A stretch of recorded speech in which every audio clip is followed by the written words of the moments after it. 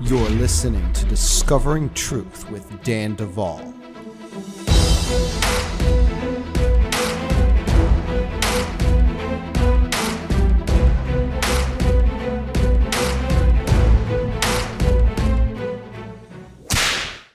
Hey friends, Dan Duvall here to tell you that at danduvall.com you can find merch and you can also become a podcast patron. That's how we are doing this production without commercials, lots of advertisements and other stuff, because we felt that it would be best received clean. So come support us with a minimum of $5 a month. Do that, and we'll give you all kinds of bonuses as well, including early access to podcasts and discounts at our online store. danduvall.com is where you find everything, plus past podcast links and so forth. We also want to let you know that the church, that is Bride Ministries, is there for you. And if you have needs for deliverance, coaching, prayer resources, all kinds of other good stuff, check out the church at bridemovement.com.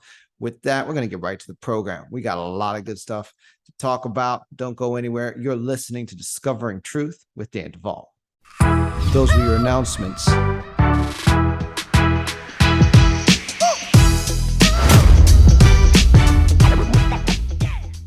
Well, friends, I'm back on Discovering Truth with Dan Duvall, and I have Mr. Tony Rodrigues back with me. Is that how you pronounce your last name, or am I saying it wrong?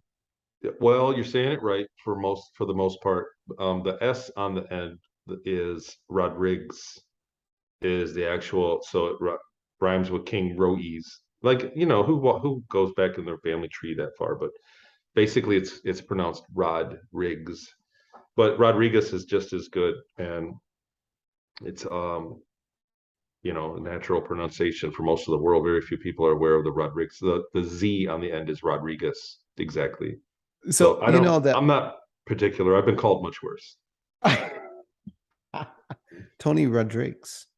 Got it. Yeah, I will know that yeah. from now on. You don't have to worry one of about my it. listeners told me, I think you're saying his name wrong. And I said, really? Because in my family, one of the family last names is Rodrigues with the Z, because we're Puerto Rican. And so, like, I saw your name. I'm like, oh yeah, that it's very close, but no, Rodrigues. Right. So that's Spanish. So it was already existing in history. So, and I forget the year, but it was during when the Portuguese were negotiating the spice trade. There was a explorer that went to India, and he just kicked butt on the whole way there. He had a very successful. He made the equivalent of billions of dollars of trade deals with people about the spice road. And when he got back, King Rodrigues, Roiz, renamed it. His name was Fernando something, Dorio Fernandez, whatever. When he got back, the king named him, the entire king's court and his entire family, he renamed them Rodrigues and invented with the S on the end. That was the origination of the name. I went, whatever, just kicked around and was reading it back in the day, because my family in Hawaii, they kind of kept track, a pretty good lineage of how we came from. So I researched it, but he renamed the King's Court, and everybody was Rodrigues, and that's where the name began. And it was a title for that guy because of that. So that was like, family history. I forget, honestly, I forget what year it was. It was very long ago, 1200 or 1400 or something. Well, but I don't care. To anybody listening, to people that corrected you, when people call me Rodrigues, I'm very flattered to just be spoken to. Just don't call me late for dinner. Don't call me late for dinner. Well, friends, that's the whole story right there. He wrote a book called Ceres Colony Cavalier, and I read it, and my wife read it. She actually finished it first because she kept taking it off of my book table and reading it herself. At one time, she just took it right out of my hands. True story. So great book. Really covers a fascinating encounter. And we had really great discussion last time. And folks, as good as the interview was, it's not nearly as good as what we've been talking about offline. It's just so much fun. So we are going to continue our conversation today, Tony, because we left all of my listeners with this awful cliffhanger. Some of them went and bought your book. Fortunately, for some of them, they already had it. They were just happy to hear us talking. And so when we left off, we were talking about the moon. We had talked about how, and folks, if you are jumping into part 2 with me and Tony, I'm not going to recap. Part 1 is online. Just go to the podcast, danduvall.com, or YouTube, anywhere that's connected, every podcast channel that we have on all the different things, and listen to part 1. But you were on the moon. You had been given this encounter with an insect type being. They were training you guys to not consider your lives when you were in battle scenarios, and you had already done some time on Earth, and you were transitioning to Mars, Tony. Yes. A few things have come to light about that process of getting there. After this, what happened in the arena with they tested, basically it was a field test of us to see if one of us would give our life to defend the rest of us and see if that worked, the fight or flight response. And so they were happy with it. And we went on a bigger ship. The next morning they got us ready. So we stayed, we had medical, I forget, and honestly, I forget exactly where we left off, Dan. It's been a few weeks, and it's funny because my short-term memory isn't that great. My long-term memory seems to be good. I mean, you've told the story so many times, and you've done a lot of podcasts. I say a lot of things twice to a lot of people all the time. But we were talking about the difference between the programmers on the moon versus Earth, because you were talking about the non-human entities that were doing some of the programming on the moon. And we were really, they had they were wrapping up their programming of what I believe was your clone body, and on the moon before shipping you off to Mars for the next phase. So I guess we can kind of pick up here. How did they get you from the moon to Mars? So they loaded us up the very next morning after the thing in the arena. We slept in the so we went back to like an infirmary, like a place with 10 or 15 cots in an examination room where we all got a physical. And then when they let us sleep right there, that you could sleep right there, that's where you're going to be tonight. And so we did.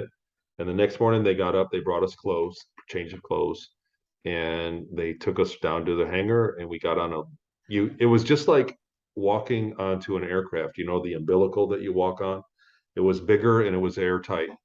It was a bit more beefier version of that, but you walked in an umbilical, and they had little windows. You could see the hangar, what was out. And we got on a much larger craft. It was very spacious, and it had bars. So whereas the other craft that I flew to the moon in was big, this one had bars that like vertical poles with a pole that connected them down the aisles.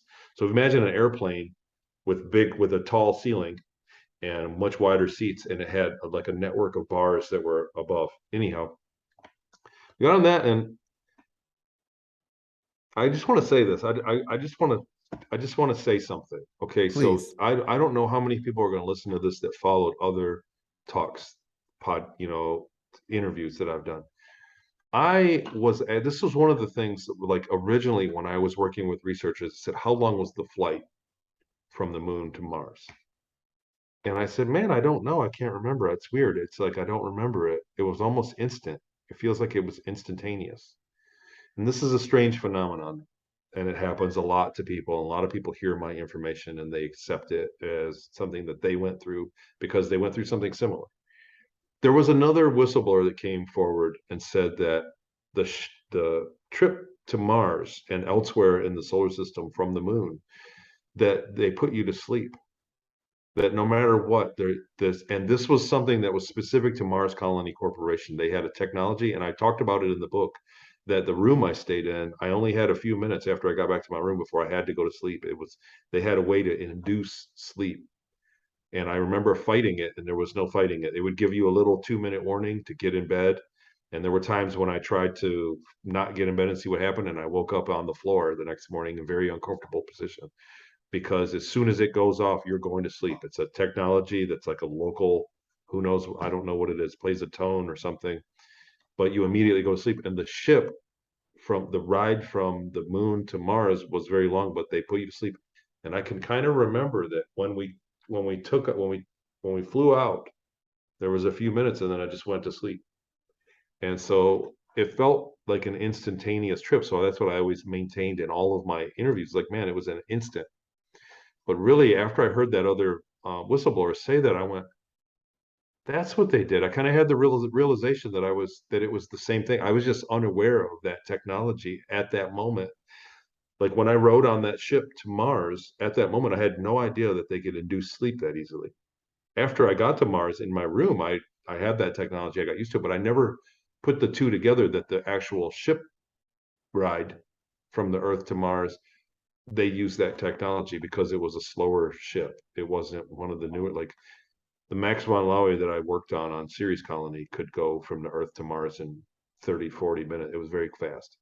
And they would slow down. There were times when they would slow down, but they didn't take long to get most of the places in the solar system. It was just a few hours to the Kuiper Belt.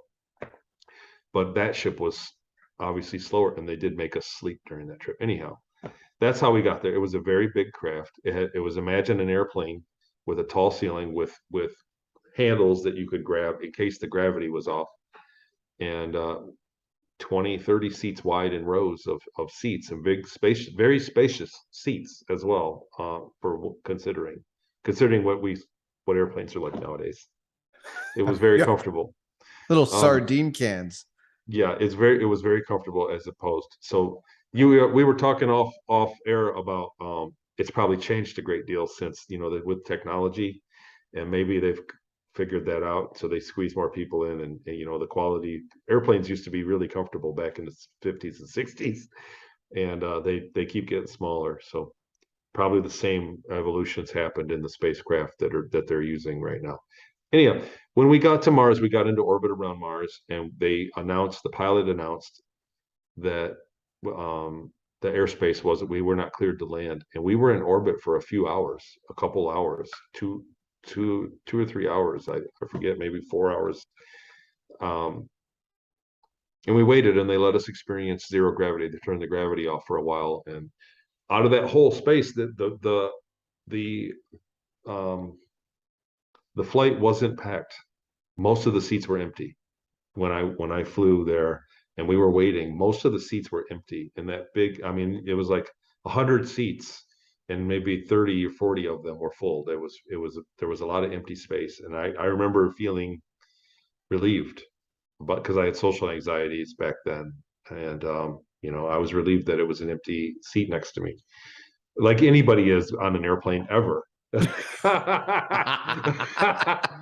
um, but I remember it was because of social anxiety. I was afraid of people. Basically, I'd been abused greatly up until that point.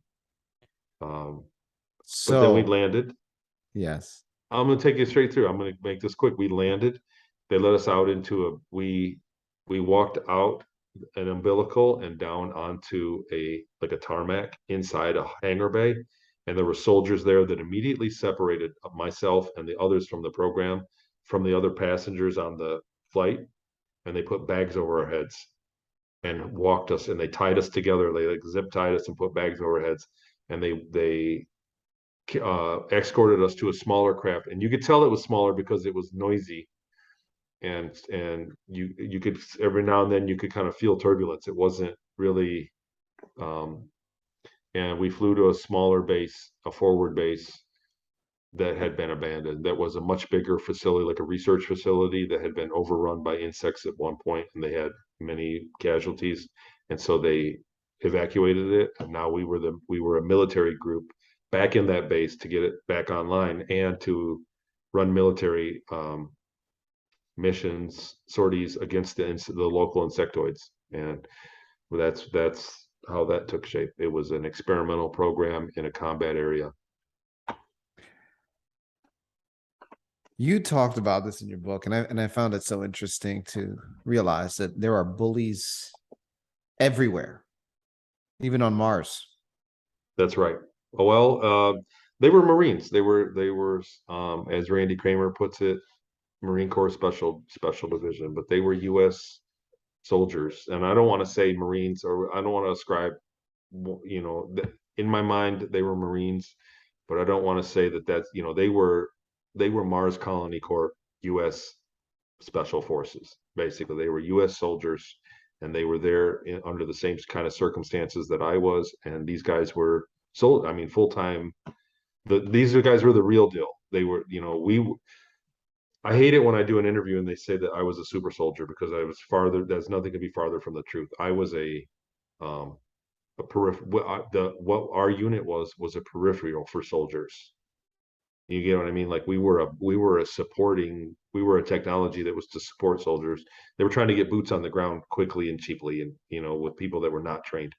The soldiers there were very highly trained, very well equipped, and they were hard to come by. They couldn't just fill the battlefield. They couldn't just meet a million insects on the battlefield with a million of these soldiers. They just couldn't. So Mm. they were trying to get more boots on the ground, and that's what our program was. It was an experiment. So when you say that these guys were on Mars, kind of like under the same circumstances that you were, your circumstance was what you call a 20 and back, and you were at this point about 9 years into that, 8, 9. So I put it on my timeline. So they didn't. No, I was about 6 or 7 years into it. 7 years, I believe. I think at the time I was probably 16 years old or 17, right in there. Like that was the age. And I remember in the beginning that they said, well, so when I left Seattle, that they said that I was too young, but they just lied about it. They said that my age, and it didn't matter. That it didn't matter. That they only military only took people at 17, and I was close, but not quite to my birthday. So I was 16 and 17 when all that happened. So, and then the time frame that I came up with. So when I go back and I look at my time that I remember serving on the first ship and on the second ship, the number that comes up on Ceres Colony is about 12 years.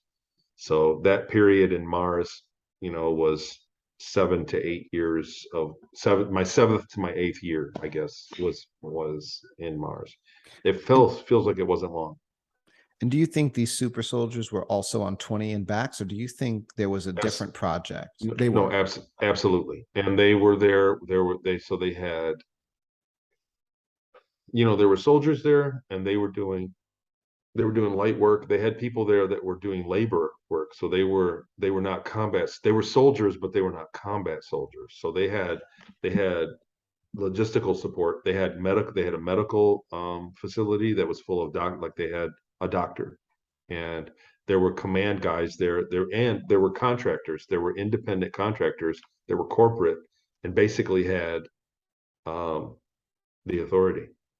So they sat at their own table with the people that were, I guess, a colonel, and the people that the military that was in charge sat at the same lunch table with these contractors, and they were the guys that were in charge. And then the combat soldiers sat at another table, and we sat at another table. Like during we slept in the combat soldier level of the base. So the other personnel that were doing things like medicine, and then keeping the things running. They were doing working in the hangar bay. Like the hangar bay staff, they didn't eat with us. We were on the lower level, and we were kept away from all them.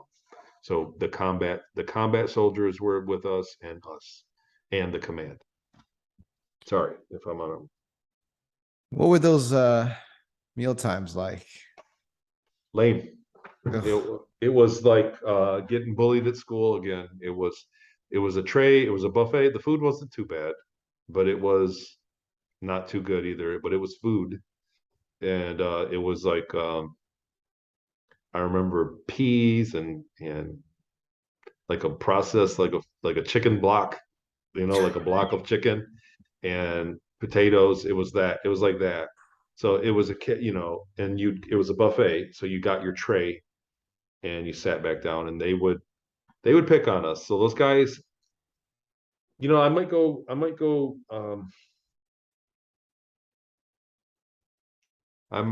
may have, with my description of them, been hard on it, but I do empathize with those guys in their situation. These were young guys that were like 19, 20, 21 years old. They were young, they were jacked up on they were giving these guys drugs. When we went and did combat missions, we were on drugs, and we had the suit would stab you and give you a short stimulus that lasted 20 or 30 seconds of being not feeling pain. And they were locked up with no girls, no nothing, and they were blowing off steam. And so they had us there that were basically flunkies compared to them. So they picked on us. They had fun with us. And so it doesn't mean what they did. A lot of what they did was right. There were some bad things that happened. And I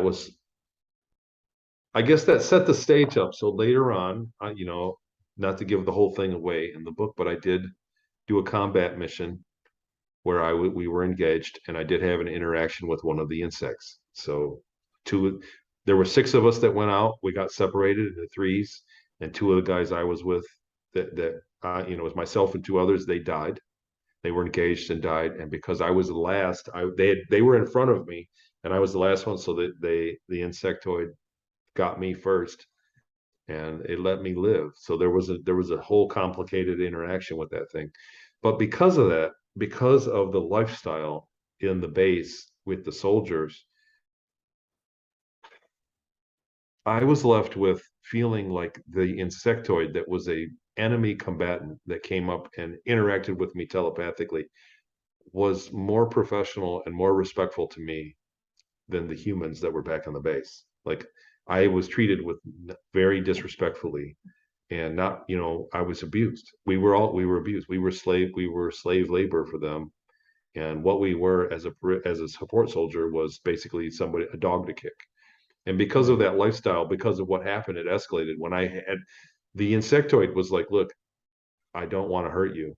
It would tell me things that, I don't want to hurt you, but I need to know what you are, and I need to know what your purpose is for what, because we were something new on a battlefield, on an active battlefield. Like, this had been going on for a long time. And then and they had us dressed up in environmental suits that were bright white. I looked like a golf ball out in the middle of the desert, Martian desert, in the middle of the day. We were very bright. So we were bait for them.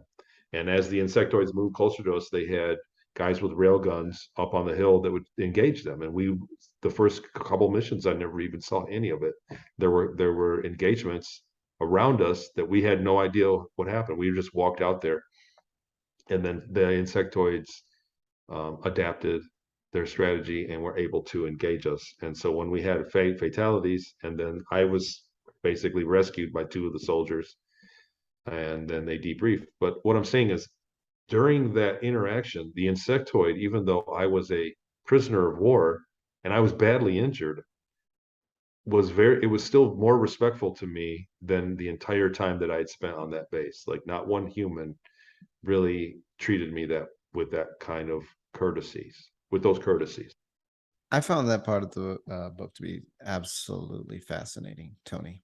And I mean, on so many levels, right? The fundamental lack of kindness and empathy and just care from these human people, despite their condition, obviously is awful. But we've all been through different degrees of bullying as well. Like I said, so you kind of identify, gosh, it was really bad though. But the other thing that's just so fascinating about that whole piece is, I mean, NASA's still trying to tell us that they're working on getting to Mars. We have a Mars rover that can take pictures, like, and we're still trying to debunk the face on Mars. I'm sure you know all about that. So here, your experience with Mars Corp, there's actually a whole corporation that is working with the military and has bases and people, operations going back decades at minimum. There's a great deal of infrastructure on Mars that I remember from when I was there. And if I was 17 years old when it happened, then that means 89, 1989. So there were entire cities underground that were built underground, but they had big open atrium areas. They were very modern. They were very well frivolously architectured. Like the architecture wasn't Spartan; it was frivolous. So they had everything had like a rounded swoop to it. The build, everywhere, and it was very plush and pleasant in the city. When I left the base after they canceled that program, we were there as a lame duck for like 6 weeks. We did nothing, and then we went for reassignment to one of the bigger cities, and it was completely underground, but they were domes that were clear, so you could see the dirt on the outside of the dome piled up on it, like that it was buried, but the material was clear, like it was like a geodesic dome, but you could see through it. But on the other side of it was dirt piled on. So whatever, it wasn't glass. But anyhow, what from that it went to like I said, and there were citizens. There was a heavy military presence when I went into that city, but there were ETs there, and there were people that looked like civilians. It looked like I didn't spend a lot of time in the city square. Like I was rushed off to my area, and I was given an apartment, my own apartment, and it was like in a school area, so I had a short walk to my class every day, and I was given aptitude tests, and then I was retrained for basically to be into ship maintenance. Um, but during that time, I didn't really come across a lot of people. But before and after, like when I got off the transport and waited for there was an officer that walked me and uh, the rest of us, and he said, "You guys sit right there." There were water feet, there were palm trees, there was a water fountain. Like it looked like a shopping mall. Um, but during that time, there were civilians, and that was the other thing is there were just normal people that were civilians. You get a lot of guys in suit and tie kind of attire, more like suit no tie was the attire for guys, and briefcases, and women in dresses. And it would look like the area I was in was like formal, or people traveling people kind of dressed up. But yeah, and then I talked privately with a guy named Randy Kramer, if your listeners aren't aware, and he said that he estimates there was something like 10.5 million people on Mars at the time he was there, which is kind of in the same, I think, time frame, right around late 80s. So yeah, there's a huge infrastructure there, and NASA knows about the air and the environment. A lot of people. I did an interview for MUFON, and a couple of guys are like scientists that were in the. It wasn't an interview; it was like a live talk where there was a Q&A with like, I don't know, 30 or 40 people in there in a Zoom. And so a couple of guys are very skeptical. He's like, "Look, Mars only has 1% or 2% of Earth's atmosphere. So I'm very skeptical that you were outside in the atmosphere, Tony." And I said, "Yeah, I can see that." And then after I thought about it, I was in the middle of a few other questions. And I realized, I went, wait a minute. I remember the atmosphere was tall. Like our ship was flying in the atmosphere very far up. I remember the pilot explaining that. So I went back and looked, and I thought Mars is smaller. It's 1/4 or something, 1/2. I forget. Because of the smaller, only 1% of Earth's atmosphere total is on Mars. But because of that, because Mars' size and the gravity, the atmosphere goes almost twice as far above the ground as the atmosphere on Earth. So the atmosphere is very tall on Mars.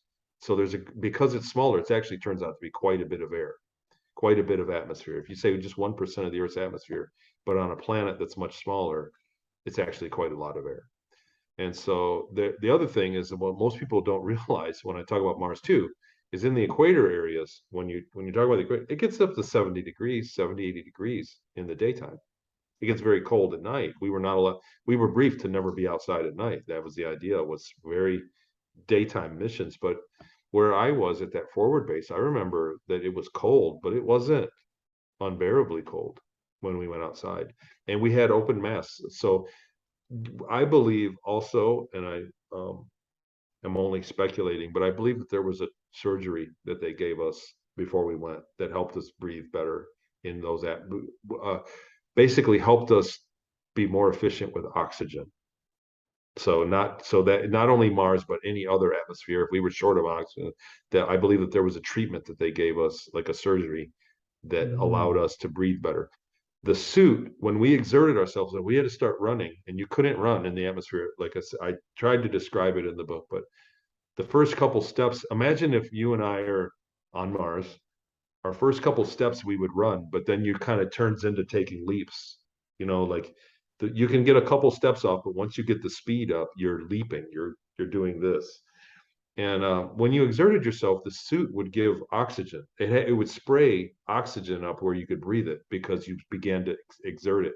And because of that system, that we could breathe the air while we were not exerting ourselves, it could have a small tank and last a very long time. You didn't have to take out this big apparatus with tons of air on it. So it was just being efficient. We weren't solely breathing off the suit. We weren't solely always breathing the air, but there was the system there, and it was just very efficient. And I say it to this day, I've never felt more comfortable clothes than that suit that I wore.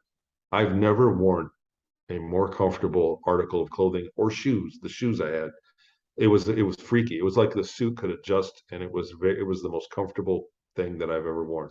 So it was a different technology than clothes than we're used to.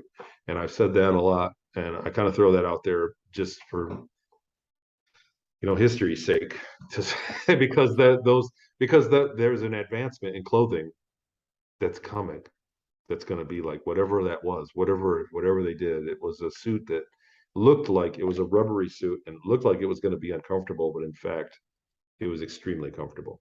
So, for what it's worth. Fascinating. So, I mean, the disinformation is just obviously disgusting. I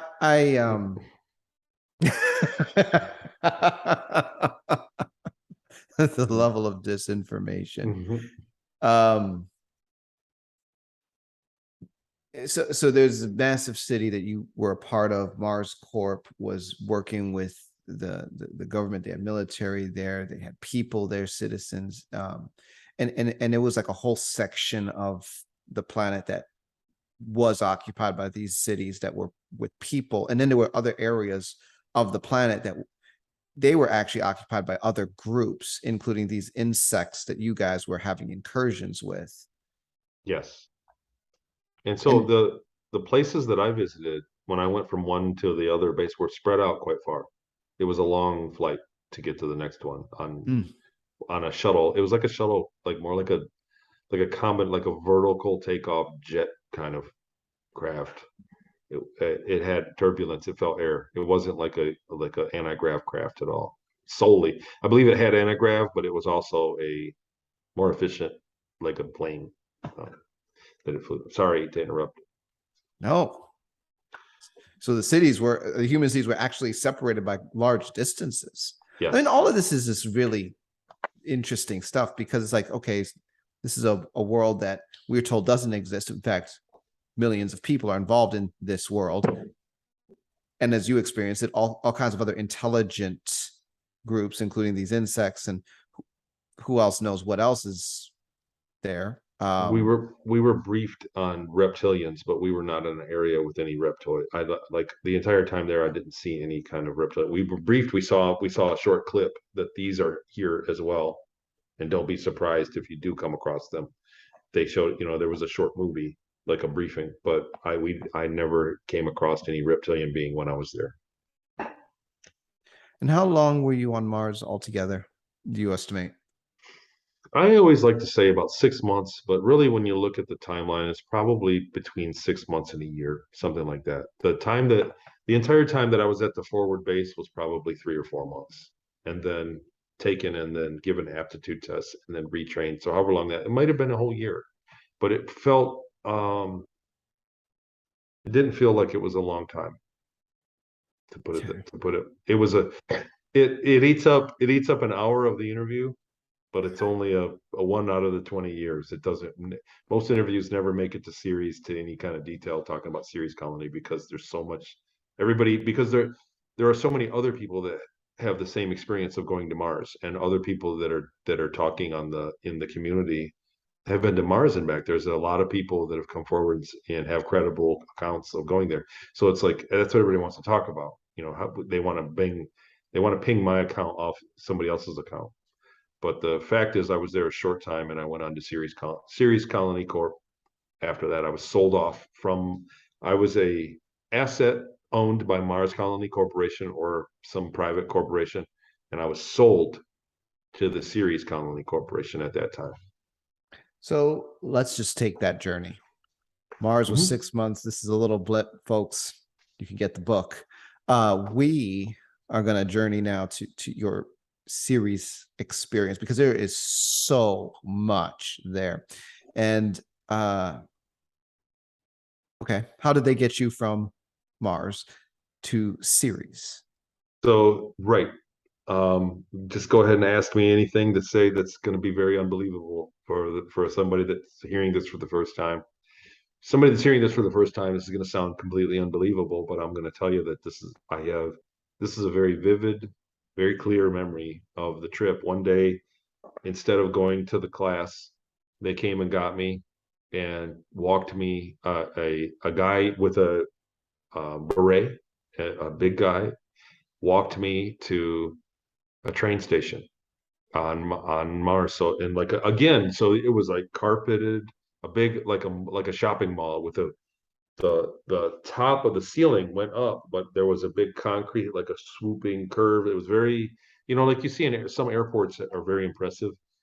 The architecture was like that. And we walked down a long hallway and got to a big train station, and there were civilians. It was very crowded, and there were people and civilians that were talking about being on the train. We got on the train, and what was different about this one that was weird was that it had the bar that comes down off the seat in front of you over your lap. You've been on like roller coaster rides that have that bar that come down that really don't feel like they do anything. Yeah. But if you know, it had that bar that clicked over us, and the seats were facing forward. Other trains, like Ceres Colony trains, the seats faced inward. The shuttle that went to the forward base, the seats were inward. You know, like we sat on facing each other. And this train, the seats were all forward, and it was a big train. It was pretty good size. So we went in there, and it turned on.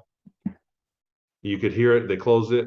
They closed the doors, and it turned on, and it lifted. You could feel it lift up, like it was on a cushion, like a magnetic, like a maglev train to a tunnel. And we went for a short time. You could feel it accelerate, and there was, and it's a. I'm sorry, I'm kind of bottleneck for words. It doesn't do it justice to say that there was a poof, because there was a poof. There was a a camera flash, and you know you have that where you're disoriented, and you kind of came back to it like, and almost along the same lines of like standing up too quick. If you stand up really fast, you kind of have that minute of disorientation. There was that. There was a poof, and then that kind of disorientation, and then you could immediately feel the train slowing down. It was starting to slow down, and when it came to it came into a tunnel where there were lights, you could feel it drop onto the track and the wheels turning, you know, like it was magleving, but then it dropped onto the track and it stopped. And the thing is, when we got off, they said you had to drink water, your electrolytes were off, where something was, but you had to drink water, you could have health problems. So people were drinking water. We got like one little cup of water for us. There were people that had whole bottles, and but I got a drink of water, and we were on a different planet. There was the uniforms were different. You could tell that you were in a different society completely. You could tell that the like on Mars, like imagine walking by a vending machine, right, in a hospital. Let's say you're in a hospital or a shopping mall. Let's say you walk through a shopping mall and you look at a vending machine, a Coke machine, and then you walk around the corner and the shopping mall, the walls are different, everything's different, and you look at another vending machine and it's from another era. It's a vending machine that's like 20 years older. It was like that was the experience. And it said there was a loudspeaker that was talking in a different languages, and it said, "Welcome to Ceres." It was a girl's voice. "Welcome to Ceres Colony, the most advanced colony in the solar system," is what it said. The same thing that it said when I got to Mars. "Welcome to Mars Colony." I'm sorry, when we went into when we came from the forward base into Mars. "Welcome to Mars Colony, the most advanced colony in the solar system." They all claim the same thing. So it said this, "Welcome to Ceres Colony," but there was a military. I mean, like I was standing and everybody was in military uniform, and they said, "You guys go over here." And we went into a big open area it was a orientation day, and it was like a hangar bay, like two gymnasium sized hangar, and there were discs that I remember freaking out because I looked up and there was a chrome disc, the same like that poster on the X-Files, like looking like that, flying over us, and you could feel it crackling. You could feel the like static electricity crack make like our hair stood up, and it flew right over us and went into an adjacent hangar bay and kind of went down into another hangar bay. And I just remember that me and the guys that I was with that came from Mars Colony, we were dumbfounded. We were absolutely dumbfounded. And there were a bunch of us. But they made us line up, and they handed us off a piece of paper in German, like a construction paper with words on it. They said, "When you're called on, you got to read that." We had to make a pledge, and we had to learn how to do the salute. They still did the salute, the Germans, the Heil kind of thing, where you put your chest. They made us do that. There was a guy on a podium talking, and there were young boys that looked like they were from Germany or from Europe, like they spoke the language. They were talking in that language. And we waited there, and I was completely and utterly in shock for that entire day. When that was done, and I described like how the guy threatened us, like, "You got to say these words, and if not, I'll take you over there and you'll get shot. Is anybody going to die today?" And these were guys they had guns all of a sudden. Like on Mars Colony, there weren't a lot of guys with guns. When I went there, there were guns everywhere. Mm. People with sidearms. And but afterwards, they took us in. That we went in and we got haircuts, and then we got a train ride, and we went to our barracks where I would live for the next decade. For more than a decade, I would live. It was like a big underground prison type place. It was a very simple place, but it was like a prison without bars. If you think about if you call up the picture of a prison in your mind right now when they show on TV, it was like that. Only there were no bars on the door. There was just no wall there. There were three walls with a bed and a little drawer, like a little desk thing, and that was it. And you walked out and walked to the end and you had to get buzzed out. The door would lock behind us, and outside of that area. It led to the showers and the bathroom, and there was a cafeteria and a train stop where we'd get on the trains and go. And guys would go to separate. Most of the guys there where I stayed were mining. They were working in mines that were clearing out areas that they would build more buildings in for more living. Like they were rapidly expanding construction on Ceres Colony the entire time I was there. It was rapid. And they had mines that they weren't really mining for any kind of material. They were mining to make room, to make new places to live. They were building out. That's what the mining was doing. So for those that don't know what Ceres is, most of us are told when we go to school that we have 9 planets, right? And that's our solar system. And then we get a little bit of the asteroid belt that kind of so where does Ceres fit into this whole story? So Ceres is the largest asteroid in the asteroid belt, and it's big enough to be round. So sorry, flat Earth people. Its gravity is, for whatever reason, specific to mass, and when a body in the cosmos gets big enough, it has enough mass to become a sphere. So when it's smaller, they can hold their shape. But when they get big enough, so Ceres is big enough. It's a dwarf planet. It's about 580 miles in diameter. Yeah, it's in between Mars and the asteroid belt. So its orbit, it has a weird orbit, like like the rest of the solar system like this. It has this kind of an off orbit, and it's in between. It's just before the asteroid belt. Vesta is the other one that's smaller, and it's kind of closer to.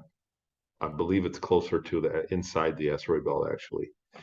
Um, and it's chalky. It's just a big. There was water there, and there were big deposits of water. They were trying to find caverns of water. That the urban legend was that they were building ancient extraterrestrial technologies that were inside pockets of water, so that it was a aquatic species that built them inside the water. And there were geysers there, so that's like a big part of my testimony is that there was a geyser on Ceres that every so often would go off and shoot water into space.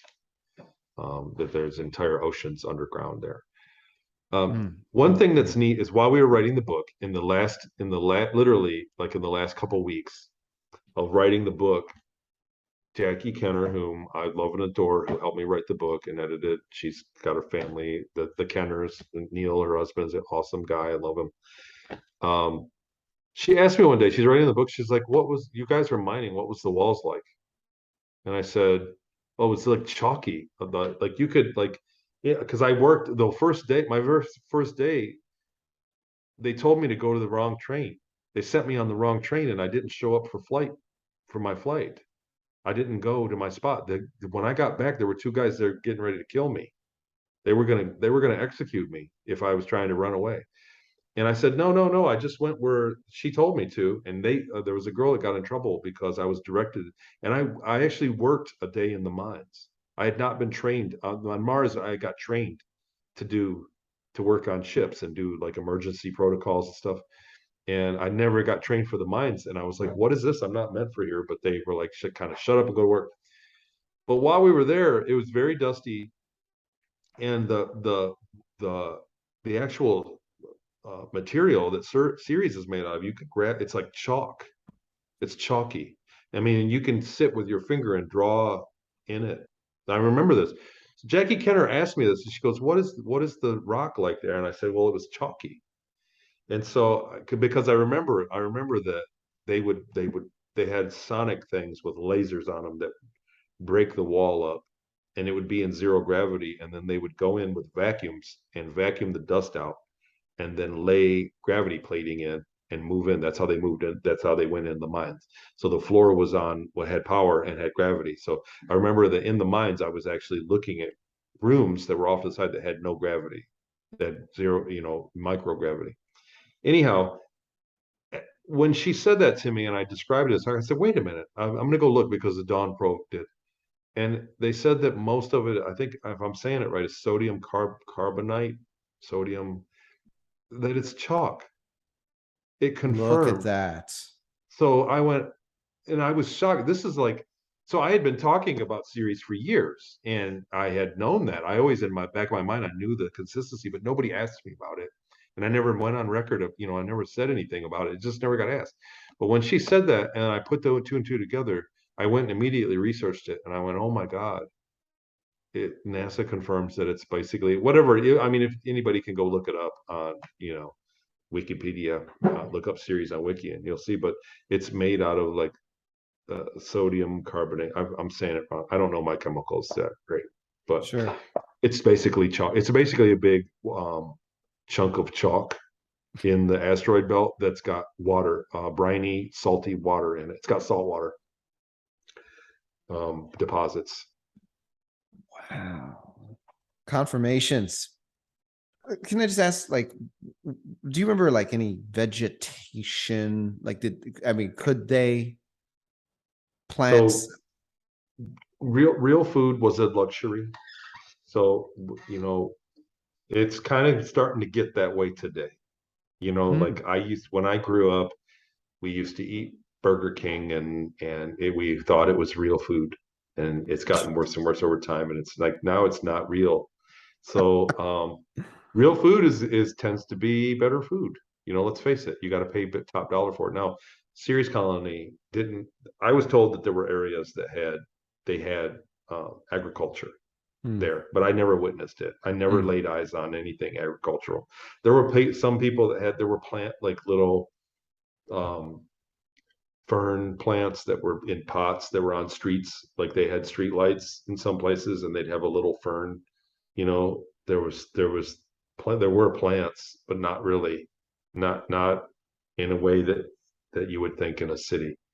And we had food replicators. We had machines that could print food for us, and so that was fake food, and it had all your. So even though I had a I was invited to a like a book thing anyhow, and we were talking about this, and we went to breakfast. A bunch of people that had read my book, and we went to breakfast, Mhm. and we talked in depth about the food replicator. It was slimy, it was kind of like a mushy food.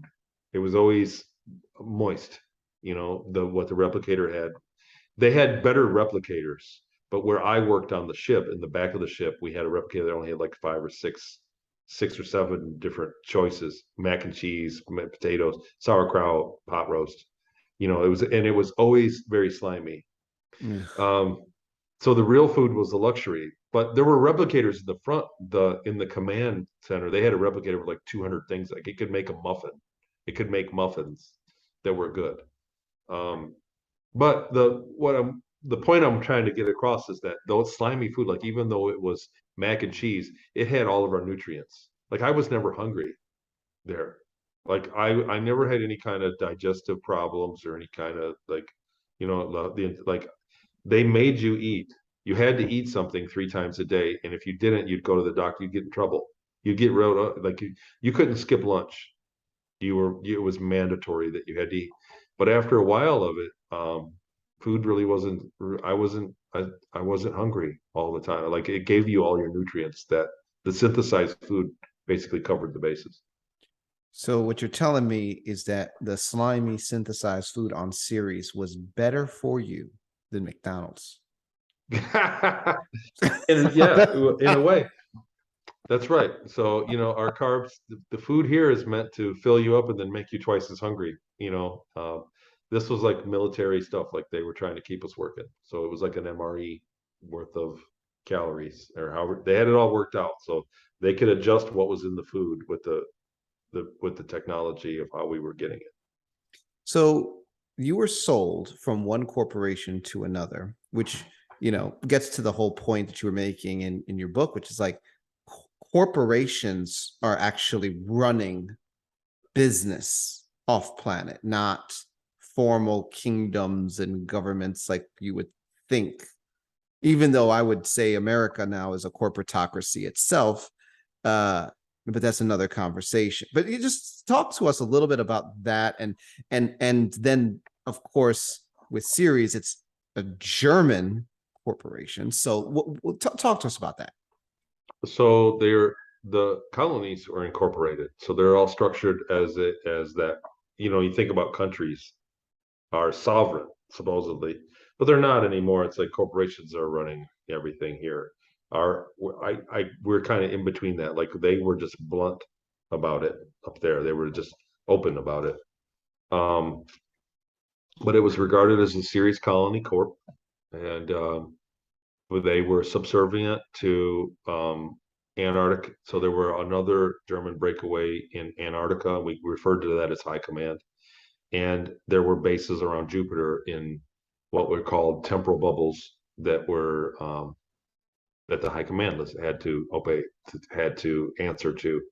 So that was the hierarchy, and I believe those were ETs that were out there, like that the Germans are doing what they're told by the Orion group, or the Draco, as some people want to call. I would call them the Orion group because it's really not just one species; it's many species headed off by a reptilian group. So that was it, and these were people that were this. So the society, and they didn't refer to themselves as German or Nazis.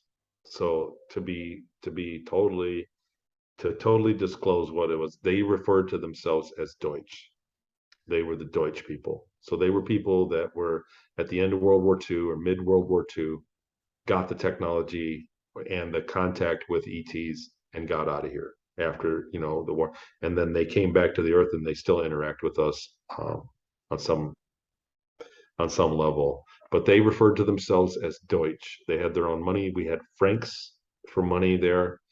They had their own culture. They had replica cities of European cities. They had European architecture. And I haven't been to Europe, so um, You know, that's something that I say, like there were areas that had long rows of lots of columns. They had a lot of the architecture on Ceres Colony looked like it was, when you go into downtown, Cleveland or Chicago or New York, and you walk into some of the older buildings there from the 20s, how they have big marble steps and they're rounded, and brass handrails. It was that kind of architecture is what a lot of Ceres Colony was, very old. So I believe that they were there. Like when I got there, that was the first thing that like Mars Colony, like when I got off the train from Mars to Ceres Colony, like I said, it was very shocking. You knew you were somewhere different. Mars Colony looked like everything was built recently. It looked like you were in a modern place. The carpet was newer, the walls were clean. It looked like a newer facility. Ceres Colony, there was rust. So, like the handrail that were bolted into the concrete was rusty. So it was older. And there were places in the hangar bay when you looked up at the ceiling where they had dents. It had dents in it. Like it had age. So Ceres Colony was older than the Mars Colony. Now, where you were received in Ceres Colony, were you primarily dealing with humans, extraterrestrials, as you would call them? Like, what was the arrangement In the beginning, for years, they were just humans. Like I only came in contact with humans. I was immediately put on. So after the wrong day of going to the mines rather than flight, the next day I went to my ship, and it was an old submarine. Um, this is one of the things that got researchers to work with me in the beginning, because I said back then, I said, look, it was a submarine. The reason I remember that it was a submarine and it was tight, everything was tight in there. They locked us in the lower deck, the lower couple decks of the submarine, and we were maintenance. So we would change oils, we would change fluids, we would let pressure off in places. There was a computer that told us what to do. You got a step-by-step instructions every day. I had a number. So 079, go to the crib and get this this tool, this tool, and this tool, and report back. And I'd be carrying tools and say, now go to this section. It showed me a map. Go to this section of the ship and find this valve and open it. And so that would I do, then come back and I'd go back to the screen, and that was my day. That was like Groundhog Day for years that I did that. But the reason I know that it was a submarine is those damn doors. It had the doors that closed, and you had to hop over the bottom of the door. So, the door, and you turn that you see in like the tight, whatever, you see them all the time, but it had those doors everywhere. So if we were in a hurry, which oftentimes we were, because the screen would tell you to hurry up because you have much more, you had a list of things to get done that day. So if we were in a hurry, you'd be hustling and you'd hit your shin on the damn threshold of that door, because you had to hop. It was a tall, 12 inch, it was 10 inches of that you had to step over because the door closed on it. They were old World War II kind of submarine, and it was cramped. There were pipes everywhere. It was cramped. It was claustrophobic.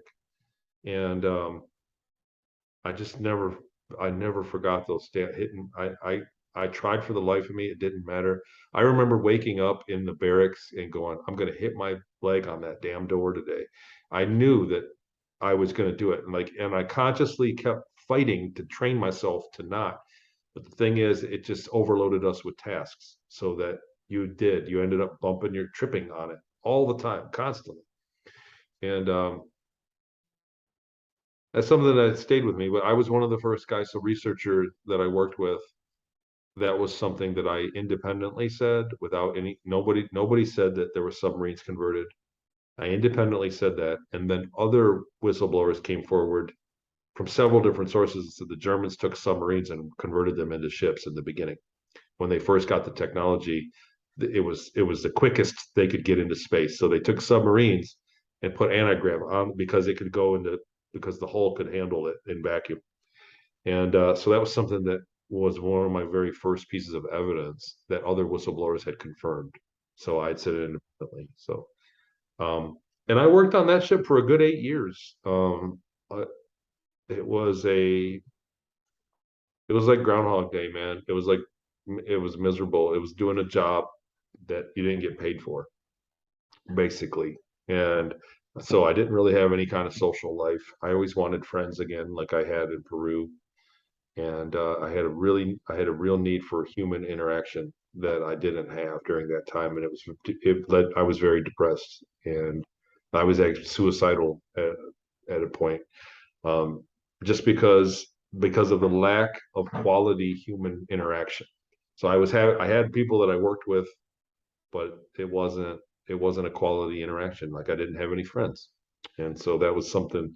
It's weird because having friends is something that's big to me now, and I always like people. I'm like, no, you don't get it. We're friends, right? Like we are friends, and people in my life that are my friends are like, okay, Tony, but see you later. We're done. We're done here. And so friendship to me is like something that's different than most people. And I didn't realize this until recently after I read, after writing the book, and I realized that all those years I went like a good 8 to 10 years of just being absolutely desperate, and even longer out of the 20 back the whole time really. I was just desperate for friendship.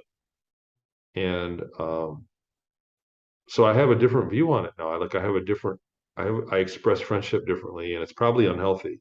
Like Hmm. I probably have, or I'm not a friend at all. I'm also a very solitary person. So you know what I mean? Because of that time as well. Like I'm a very solitary person. Um, but after that, we went to a new ship, a more modern ship. After that ship got decommissioned, and it only had like a 2 inch threshold. The doors were pocket doors that is the same thing. Like it could, in case there was a breach in the hull, the doors would shut, and the same exact way that that ship had those doors that could close off. But they had a little pocket door, and it was only like a 2 inch threshold, and it was wonderful relief to never trip on it. I might have tripped on it a couple times, but really, it was a piece of cake compared to that ship.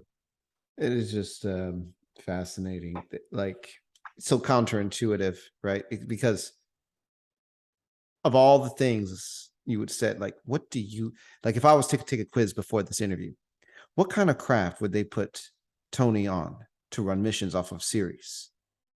I would not have said a submarine. I mean, that would have been like the last Right. thing. But I guess it's because I mean, it's just basically a flying cigar. It's just really it's rounded, it's solid, it's Pressurized. So pressurized. if you think about World War II, in the World War II era, and they want to build a spaceship, and they're in a hurry. So they have the engine, they have the power plant, they have all these things, and they're in a big hurry. It's easier to retrofit something that exists in an airplane.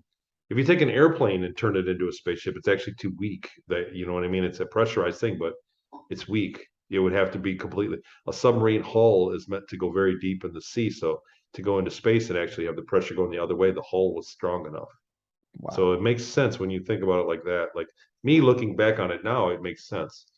But and it was antiquated. Like the one that we were on over the years that I worked on it. In the beginning, it was all maintenance that we did, but after a while, we were doing repair. We couldn't keep up with the repairs. Like things were corroding. Things that were corroded, we would cut out valves. We'd cut them off and put new ones, and we couldn't keep up with them at the rate that they were corroding. Systems were failing on the ship, and we didn't have enough manpower or resources to keep it going. And there were a few systems that were unrepairable that the engineers were aware. There were valves on the ship that once they corroded, there was no way we could get to them. You'd have to rip the whole thing apart. So it was eventually decommissioned, and there was an accident. I was hurt badly, and it kind of led me to be promoted.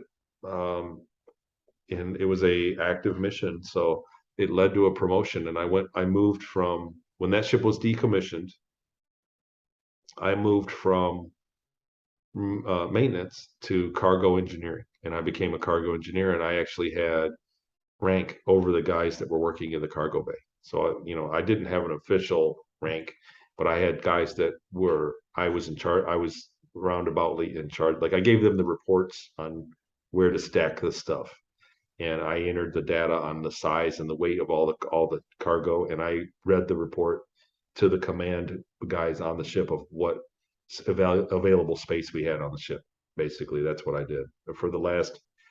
I always say about 2 years that I was there, but so much happened in that time that it may have been 3 or 4 years that on that ship. There was Yeah, and just so much that happened. that really opens up a bulk of the story, because up to that point, you're basically slave labor doing these missions. But then after the accident promotion, they actually let you make money. That was fascinating. So there's a few directions I want to go at this point, because the whole money piece I read that and I was like, but before we get to the money piece, I want to talk about the nature of the missions, because you described this on other interviews, but I want you to tell my audience this. Time and the way that they assured success. So we called it anti-telephoning. They called it the anti-telephoning. So that was the term for it. What I was told was that because of course when they briefed us on time travel and how it worked, they did brief us.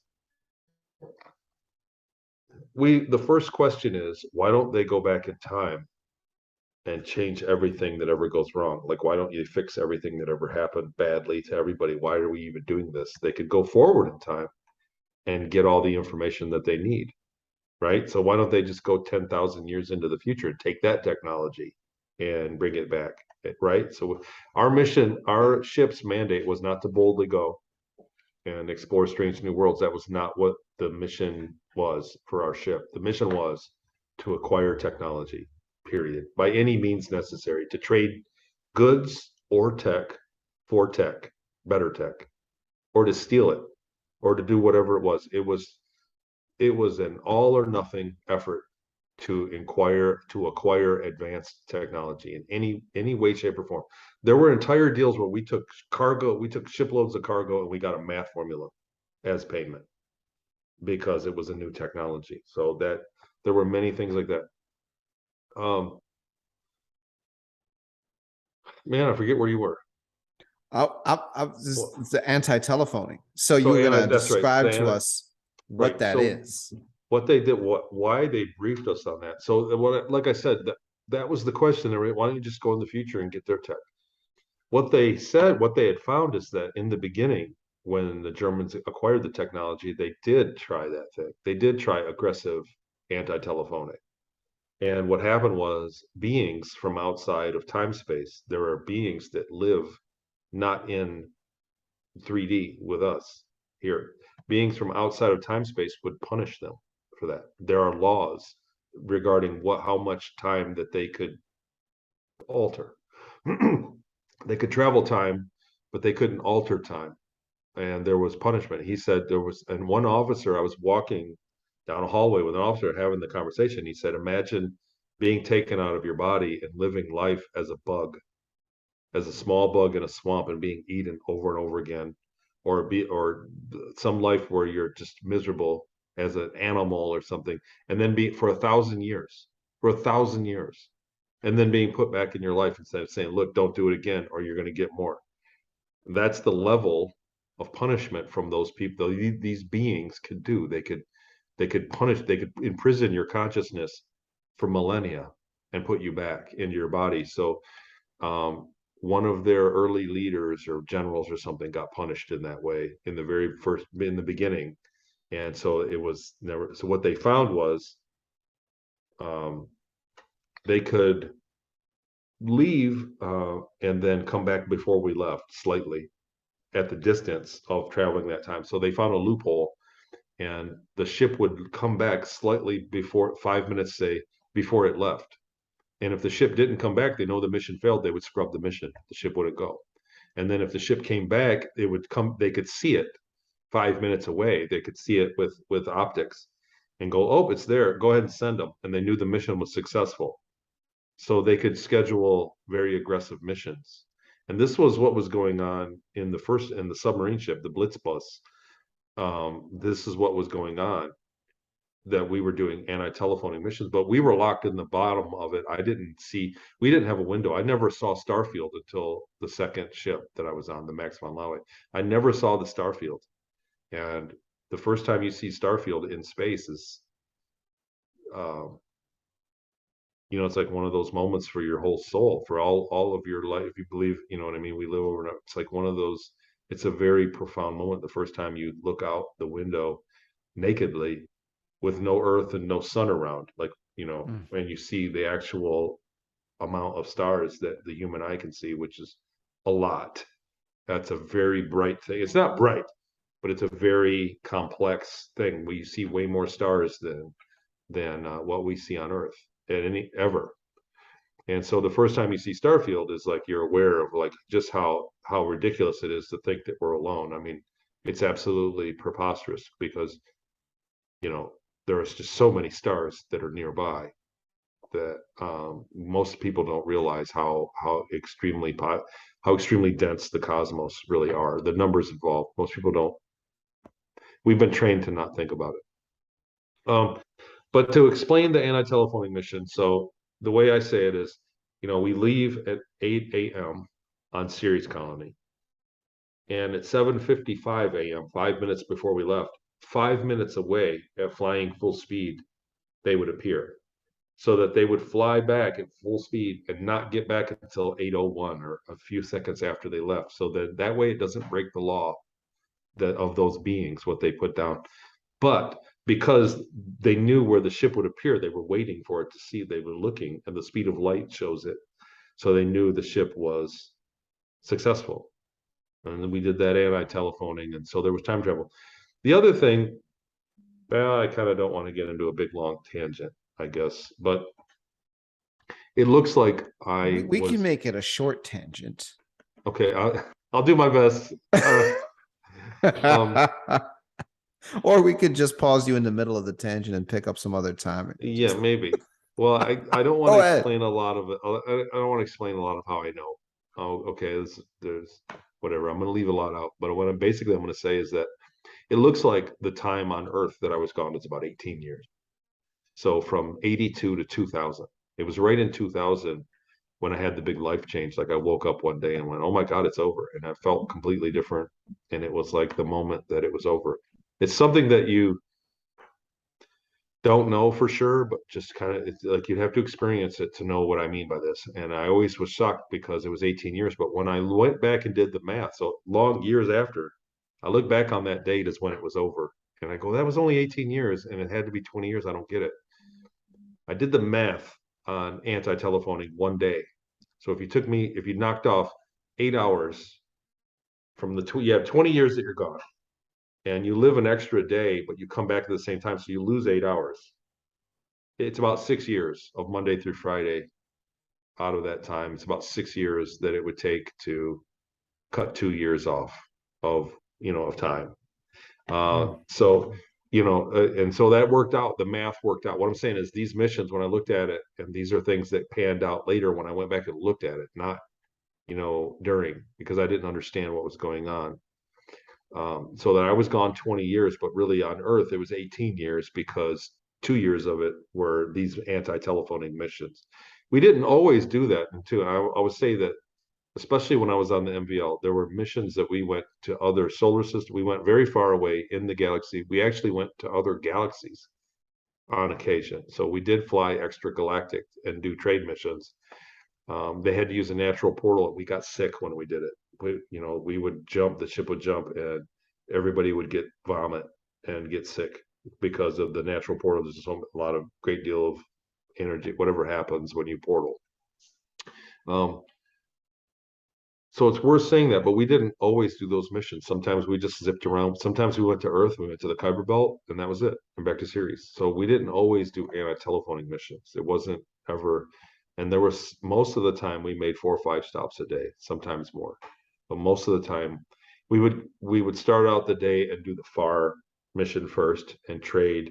And then what cargo we got, we would bring back and distribute to places in the solar system. So we would split cargo with other colonies according to deals. It was complex.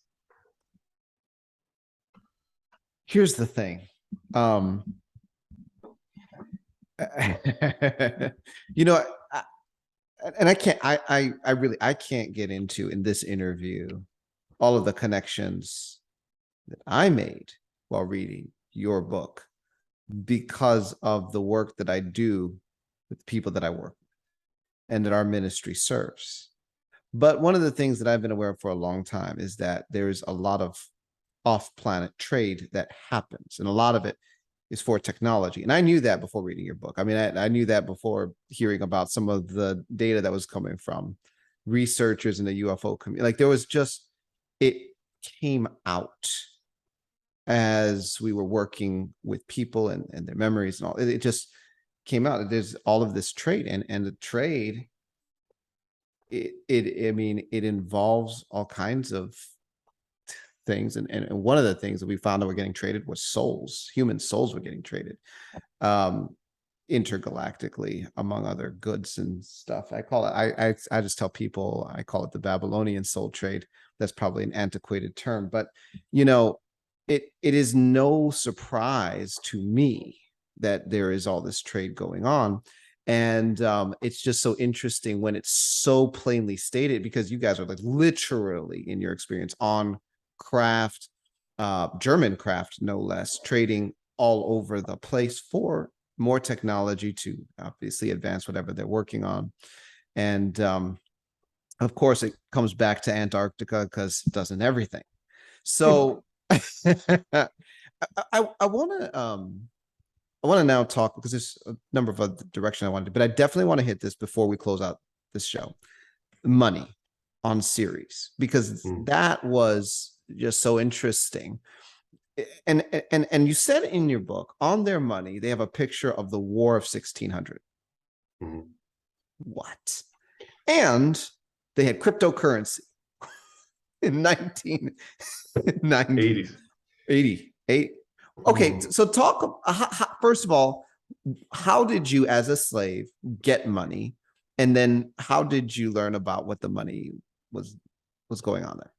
Right. So I never really understood banking when I was there. Like nobody sat me down and said, and firstly, so when you say I was getting paid money, it was about 20, my base rate was about 20 francs a week.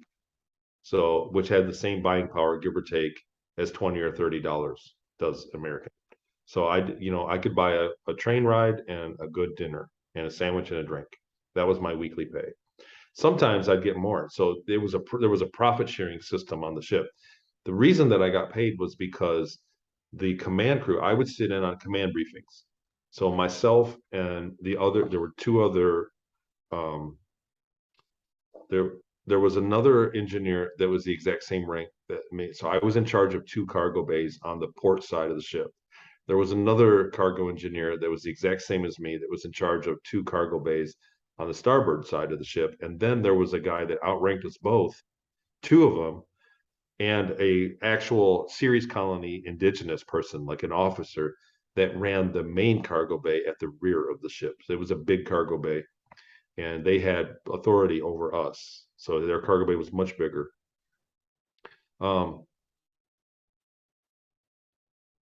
The pay was as such where, because we sat in on the briefings, so they needed myself and the guy from the other side to sit in and report how much room we had in our cargo bay at every morning. And they had mission briefings first thing in the morning. So I would ride a different train.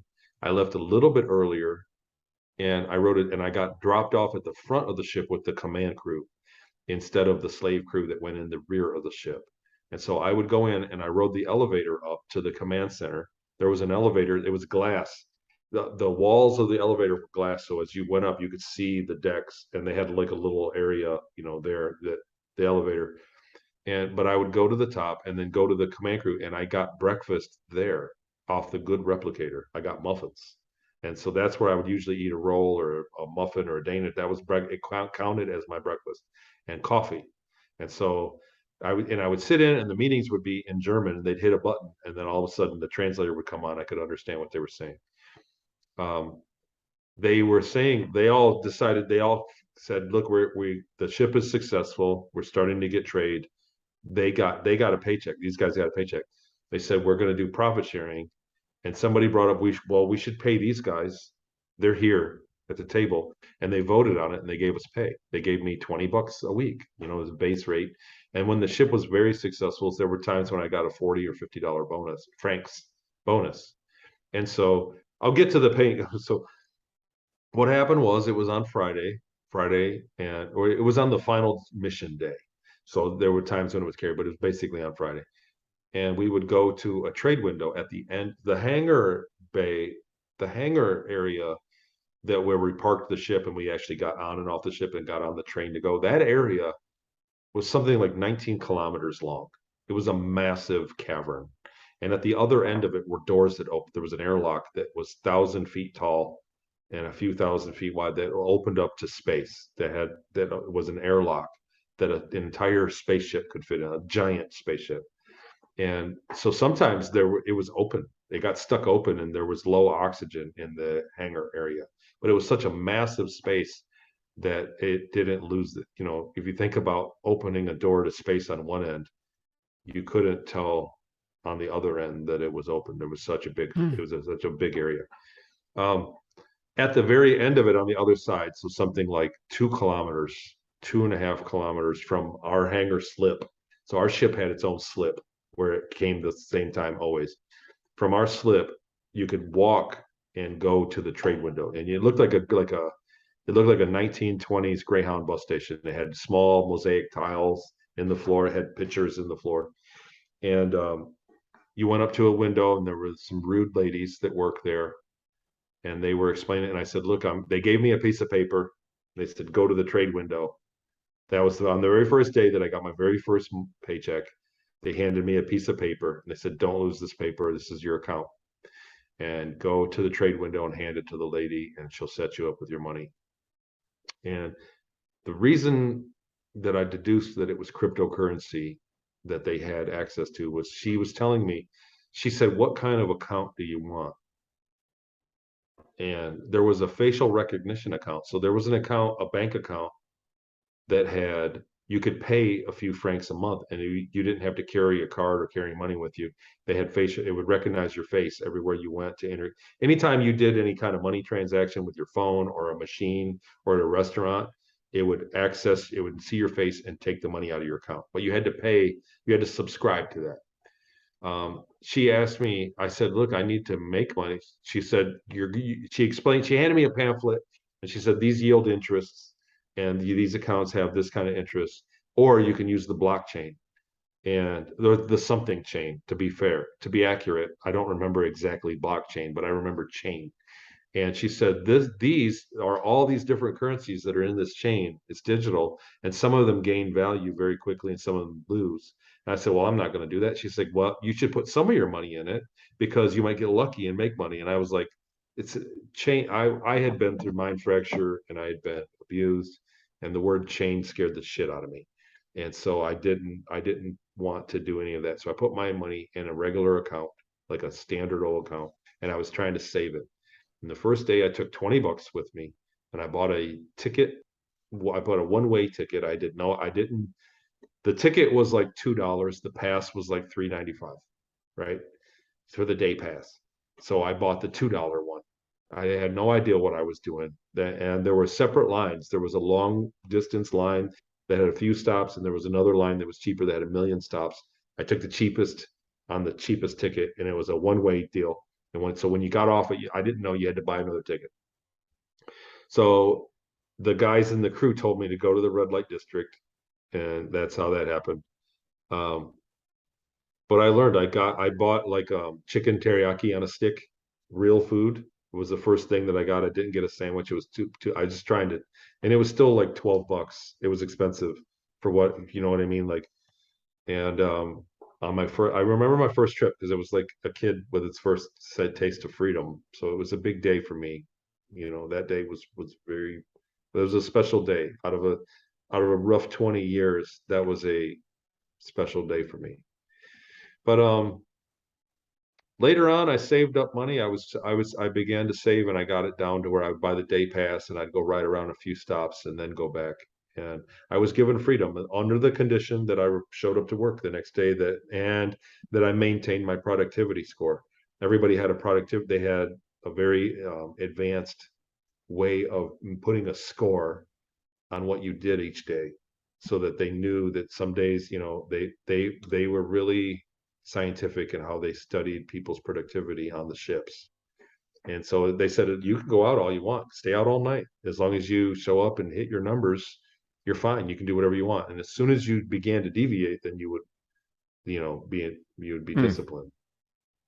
So I would love to explore that, but we'll save that if we get to it in another time. You're available.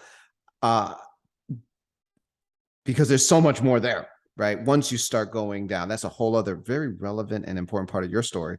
But I want to close this podcast on the subject of the War of 1600, just because it was printed on the money. And this was a shock to me, because I'll tell you what, it was not in my 7th grade history book, friend. Thank you. So I was on a tangent. I remember you asked, I wanted to address that when you asked about it earlier. So thanks for bringing it. I went off on a tangent about them. It's when I start talking about it, I start reliving that. I see The that. on the money, on the back of the money, they had, so there was printed money. So I didn't pay for the facial recognition. I got printed money and put it in my pocket, francs. And it was a durable, it wasn't cloth money like ours. It was more like a plastic, but it was very durable. It was like probably a metal in there. And it had holographic designs, but on the front it would have like, an old German guy with the spike helmet, the one spike on his helmet. And on the back, it always had battle scenes from the 30-year war, from 1600 to 1633, I think, or 1602 to something like that. And that was why the other thing, we were talking about the pillars that they were making horses out of. That was their motto, is we did it with horses. That they feel, so their history on Ceres Colony is different than history we learn on Earth. What they believed was that the 1600-year war, the 30-year war in the 1600s was the first time that indigenous humans defeated an ET force with horses. Say, we did it with horses. And so what they believe is that the Catholic Church, the Vatican, and which at the time you could not practice any other religion other than Catholicism in Europe. You would be put to death. The Spanish Inquisition and all those things, that was what was going on. Because I went back, as I had all these memories, and it came up in interviews, years ago. So I went back and actually started researching that. I went and read about it, and it's like they believed that the Catholic religion was, dominated Europe, that it was led by an extraterrestrial influence. And the 30-year war was a war of religious freedom. At the end of the war, they were victorious, and that created the Protestant religion.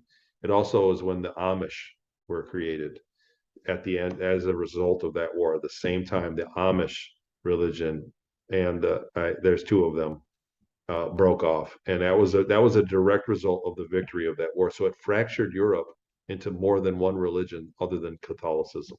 So the Muslims were still going, but Catholic, but Europe was completely dominated by Catholicism, and they won religious freedom was at the end of that war, and there was the Deutsch culture that did that. So they were very proud of that. They said we did it with horses.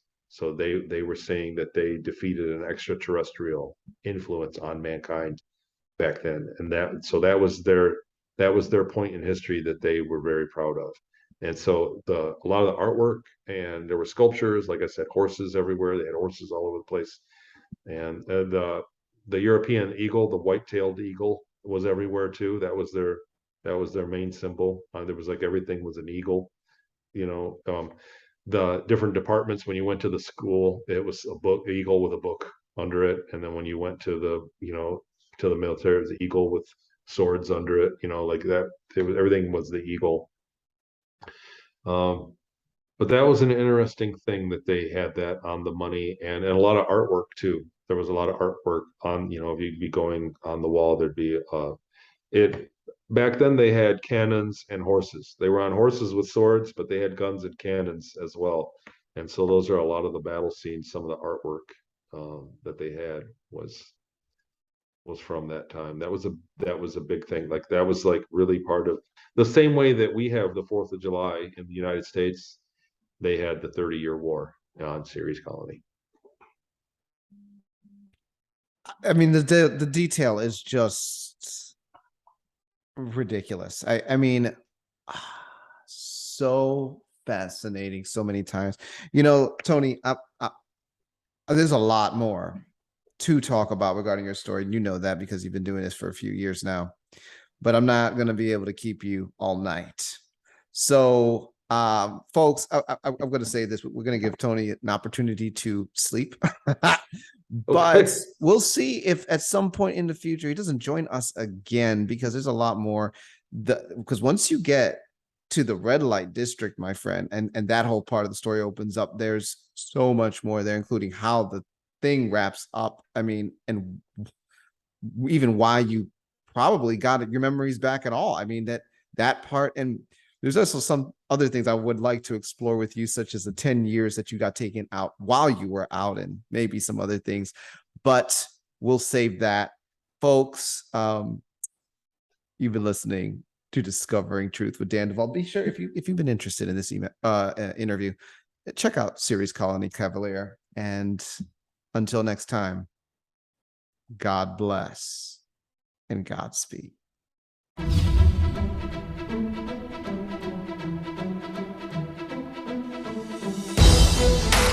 You've been listening to Discovering Truth with Dan Duvall. Visit me at danduvall.com, where you will discover merch, books, and the opportunity to engage in our private social network. Join the tribe by subscribing to our email list and supporting this podcast.